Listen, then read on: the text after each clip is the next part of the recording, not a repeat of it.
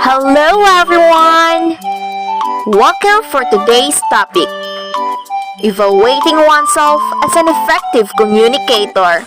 Hola everyone! It's your future educator once again, Miss Nayat Galaway. And for today's video, I will be sharing my reflection towards the results I got from the 3-minute communication skills test by Zandax.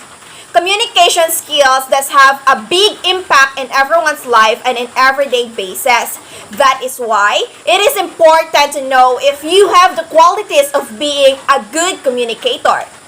You can tell it by yourself or by others' opinion, and also you can use methods or tests just like this 3-minute communication skills test. In this activity, I learned that there were 4 main communication styles that were identified in this analysis. And these were directors, socializers, thinkers, and supporters. According to the result, I do not show much tendency towards being a director or someone who leads and takes responsibilities in a group. I don't relate much to the overall agenda or goals of the group, but I still have the big impact and help in achieving this. Talking about being a socializer, the results said that I am something of a socializer, which means that I am probably a team player who can influence outcome. I appear to motivate others through my flexible outlook and how I handle problems. It is being said that if I will be able to communicate my general ideas and logic behind my decision, I will surely add weight on it. On the other side, I could be someone who lacks little involvement in a non-people aspects of situation. Next, the analysis states that I have my preferences where I base my ideas and approaches. I also tend to talk, act, and decide based on the factual information. Being generally solid and focused means I can be seen as cautious and procrastinating. I do not show many attributes of a supportive approach, which might means that I am not really a good listener and I am not open to changes. I can be very good to a group setting but not in a one-on-one session or individual session. From the analysis, I realized that I still have a lot of things and qualities that I do not know about myself, and I thought I knew about myself, but turns out as false it thought. Also realize how important it is to know your status in the 4 main communication styles, as it will be your best guide to know about your communication skills and your level in each skills. I realized that it is a good thing to lead others through being fearless in achieving the goals and objectives, not only pursuing what you only want.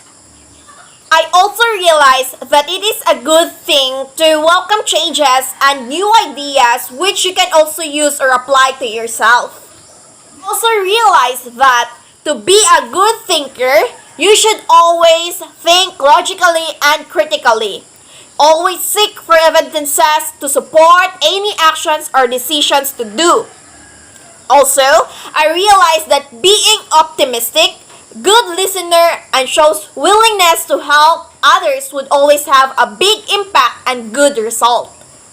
Lastly, I realized that communication does not only mean how you interact through verbal communication, but also how you act and show it. And so, I will use what I learned and gained from this activity to my everyday life. I will not take the word communication for granted. I will use this analysis as a guide to improve my communication skills and be able to become a better individual. I will also share what I've learned to others so that they will be able to know their communication skill status and make improvements. I will apply changes and improvements to myself as I discovered and learned that I still have many things to do and change so that I can consider myself as a good communicator. I will now become aware and vigilant to everything I say, do, and think. I will become a better version of me as a social being everywhere I am and to anyone I am with. As I must say, a good communicator and a healthy communication is next to peace, happiness, and oneness. And that's it for today's video. Thank you so much for watching, everyone. Keep safe!